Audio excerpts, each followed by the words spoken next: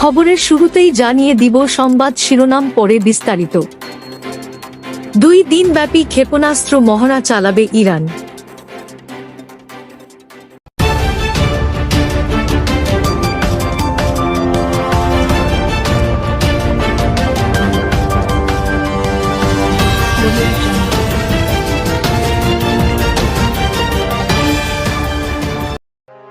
ভারত মহাসাগর এবং ওমান সাগরে বড় পরিসরে 2 দিনব্যাপী ক্ষেপণাস্ত্র মহড়া চালাবে ইরান। বৃহস্পতিবার থেকে এই মহড়া শুরু হবে। দেশটির নৌবাহিনীর এক কর্মকর্তা এ তথ্য নিশ্চিত করেছেন। খবর বার্তা সংস্থা মেহেরের। বুধবার মধ্যে রাতে মেহের এক প্রতিবেদনে জানিয়েছে, সাস্টেইনেবল পাওয়ার 1404 ক্ষেপণাস্ত্র মহড়ার অপারেশনাল পর্ব শুরু হবে বৃহস্পতিবার। উত্তর ভারত মহাসাগর এবং ওমান সাগরে ভূপৃষ্ঠ এবং ভূগর্ভস্থ জাহাজ, বিমান ইউনিট, উপকূলীয় এলাকা থেকে সমুদ্রে নিক্ষেপযোগ্য ক্ষেপণাস্ত্র, সমুদ্রভিত্তিক ক্ষেপণাস্ত্র এবং ইলেকট্রনিক যুদ্ধ ইউনিট এতে অংশগ্রহণ করবে। ইরানের সেনাবাহিনীর নৌবাহিনীর মুখপাত্র রিয়ার অ্যাডমিরাল আব্বাস হাসানি বলেন, এই মহড়ার লক্ষ্য হল যুদ্ধ প্রস্তুতি বৃদ্ধি, জনসাধারণের আস্থা বৃদ্ধি, অপারেশনাল পরিকল্পনা উন্নত করা, কমান্ড ও নিয়ন্ত্রণ ক্ষমতা বৃদ্ধি এবং প্রতিরক্ষা ব্যবস্থা শক্তিশালী।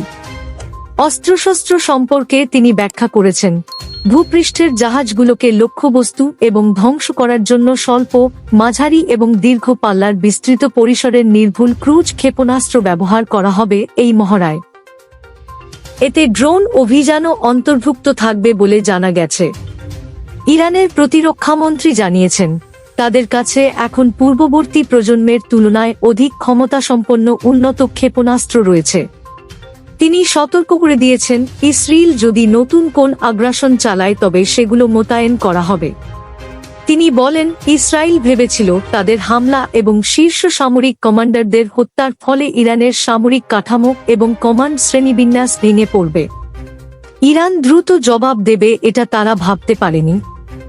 অন্যদিকে মার্কিন সামরিক ও অস্ত্র নিয়ন্ত্রণ বিশেষজ্ঞদের মতে, প্রচলিত সামরিক অস্ত্র বাড়ানোর পাশাপাশি চীন তার পারমাণবিক অস্ত্র ভান্ডার সমৃদ্ধ করতেও কাজ করছে। বুধবার মধ্যে রাতে বার্তা সংস্থা রয়টার্স এক প্রতিবেদনে একটা জানিয়েছে, মার্কিন স্ট্র্যাটেজিক কমান্ডের কমান্ডার জেনারেল অ্যান্থনি কটন গত মার্চে কংগ্রেসে বলেছিলেন, চীনের প্রেসিডেন্ট শি জিনপিং এর নির্দেশে চীনের সেনাবাহিনী 2027 সালের মধ্যে তাইওয়ান দখলের জন্য প্রস্তুত।